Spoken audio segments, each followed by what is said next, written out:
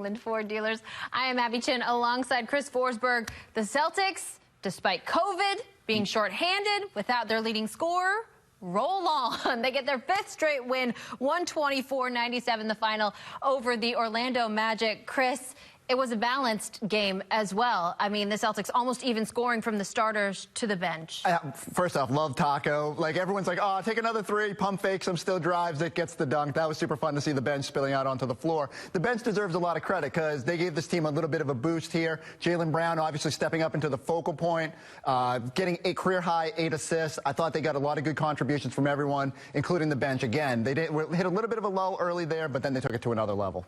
You got a chance to talk to Jaylen after the game. He got a little too excited about Taco, so we're working on that. We will bring it to you as soon as it's ready. But you mentioned it, Jaylen really carrying the load for the Celtics without his dynamic duo partner in Jayson Tatum out. He did a little bit of everything. He was great. Again, like, we all wondered what he would do as the focal point. Like, it's easy when Kemba's out there, when JT is there, because it takes some of the pressure off of you when you get more open looks. The Magic were game planning for nothing but Jaylen Brown today. He didn't even know if he was going to play, like, for 4 hours before this game, and yet he goes out there and has the impact that he has. Again, you'll hear, as he says coming up, like, his usage rate is up, but there's no denying it. His passing and vision has gotten so much better the last 2 seasons. He's picking the spots to make his shots. You know, he can back off, drive, attack, pull up, whatever it has to be. But the ability to spray it around to other teammates and create good looks for that is just the next step in Jaylen Brown's maturation.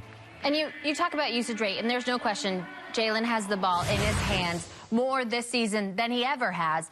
But there certainly is a growth that we've seen from 100%. him. In like, that, yeah, I don't know what he would have looked like with the ball in his hands this much, I mean, in past seasons. I say this every episode, but the offseason was like 2 weeks long. There's no reason Jaylen Brown should have been able to improve as a basketball player in the 12 days that the Celtics had off between the bubble and now, and yet he did. And this is why you'd never even consider throwing him in a James Harden trade, because he just keeps showing this development, and he's still only 24 years old, and he's still going to only get better, and it's fascinating to watch his ability to keep going to another level. Here are the assist numbers for Jaylen. As we have said, tied a career-high 8 of them, and he had 6 in the first half, so he certainly came out a man on a mission. But it's the way he's seeing the floor. It really feels like the game's slowing down for him, and there was a lot placed on him going into this game without Jayson Tatum.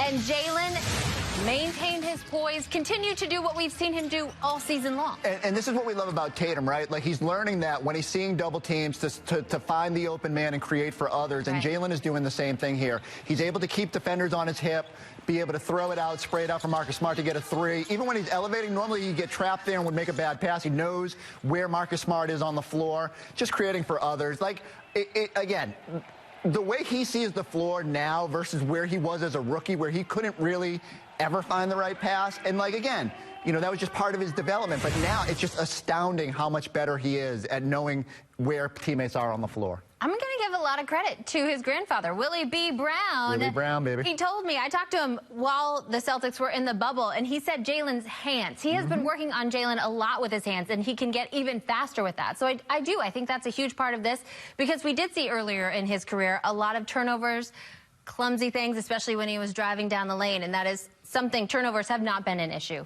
And we say coming into the year, how would he respond to having the ball in his hands more, and could he handle that pressure and that being the focal point? I think nights like tonight's show, Jaylen Brown is ready for whatever you can throw at him.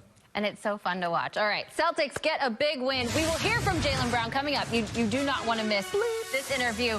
We also have Scal coming up. He has not left the arena. We're back here on Celtics Post Game Live, presented by your New England Ford dealers. Scal joins us now. You were on the call. It was a 27-point demolishing of the Orlando Magic. Yes, they were shorthanded, but Scal, despite having a week off, the Celtics came out with a true purpose tonight. Yeah, that shocked me a little bit, because you don't really know what's going on. You think you're playing, you're not playing, and you think you're practicing, you're not practicing. I could totally see the Celtics coming out and just, like, you know, was being all out of sorts, and I didn't see that, like, from the start. I mean, they had 34 points in the first quarter. They were defending, they were flying around. The only weakness they had today was giving up a little bit of offensive rebounds, but this is one of my favorite games I've watched. They just really shared the ball, really worked the defense, and Abby, great call by you, saying purpose. They played with a purpose, and they did it every possession. I like seeing these games where teams are shorthanded, or like it throws everybody into unique situations. You get more Jaylen Brown as the centerpiece. Like, it's just fun to see how guys respond. And even Aaron Nesmith, like, he had some bad moments, but he's going to learn from that way more than he's going to learn from being on the bench. You wanted those shots to fall for him so badly. One thing I brought to bring up with Peyton Pritchard was it wasn't like he started this game out just on fire right from the start. Like, he missed his first 2 threes. The next 3 he took was, 5 feet off the line. And the fact that he has that confidence, and then the next one, it was that step back 3, and then from there he just took off from. It was really hard for me to decide, who was going to win the Tommy Award. There's so many good contributions from Javonte Green to Shemi Ojeleye to Peyton Pritchard. Like, I didn't know which direction to go. So many guys chipped in, and to your credit, Chris, it's just these are the kind of moments where you like to see different guys get opportunities and play well, and that's what we saw today. Scal, I think depth a really big question for this team coming in. What does a night like tonight tell you about that? So depth is a problem. I think like today was a good example. Jaylen Brown went out of the game, and they struggled for about 4 minutes on the offensive end. But then I think Peyton Pritchard sort of settled them in. So different guys provide a role. Like, we already know if Daniel Tice is coming off the bench, you could check that box. You can count on him. Jeff Teague is reliable as well. So they have reliable guys, and I think that's important when you're talking about depth. And then we're also, remember, Celtics are in first place right now. No Jason Tatum tonight, and they do have a guy named Kemba Walker. So we're not looking for guys, to go out there and score 25. It is nice to get guys that can have big point totals on nights like today. What you're looking for is guys to be able to steady the ship. And I think that's what we saw a lot today. We certainly saw it from Jaylen Brown. Here now is that interview, the highly anticipated interview with Chris Forsberg after the game. All right, here with Jaylen Brown. Jaylen, weird week with all this COVID and the postponements. You were questionable straight up until a little before game time. How weird has this week been? Definitely an unusual week. Trying to get used to everything. And adjust it to all the protocols and whatnot. But, everybody got to adjust. So just trying to do the best we can. You had a career-high 8 assists, but even this season, I think your assist rate is double from last year. What's the biggest difference from you in terms of your playmaking? I think my usage rate has went up a little bit. I think that's the biggest difference, probably. You're close to getting Kemba Walker back here. How much will that help you guys? A lot. He definitely adds another dynamic to our team, as a leader, as a player, and we'll definitely look to go on a couple winning game streaks, game-winning streaks to keep pushing out in front. And last thing I saw you guys, the bench was like falling all over itself for Taco's, what we thought was a three-pointer there, and then his pump fake and dunk. How cool is that to see what Taco's doing out there? Man, y'all got to give Taco respect. Y'all got to stop playing with Taco. Y'all seen the work. Come on, Taco been in the gym with me, the best. Come on, man, I've been training him. You're taking all the credit for Taco? Nah, you got to give the credit to Jay Larinaga.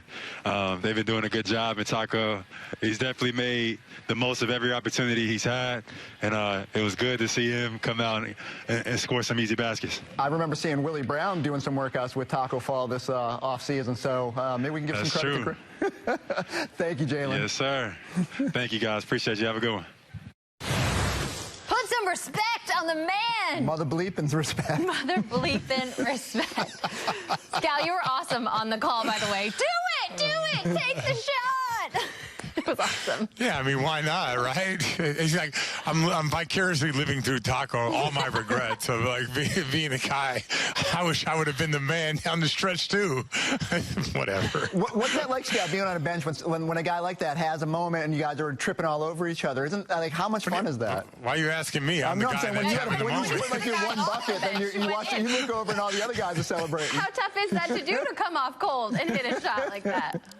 No, I mean, it's all about the mentality. Like the beginning part of my career, I was always like trying to pass on listen, it wasn't me that did this and all that. By the end of my career, I was trying to give 20,000 people what they wanted, man. They weren't there. They weren't hanging around to watch the end of the game to see a shot clock violation. They wanted to see the white mama put one in.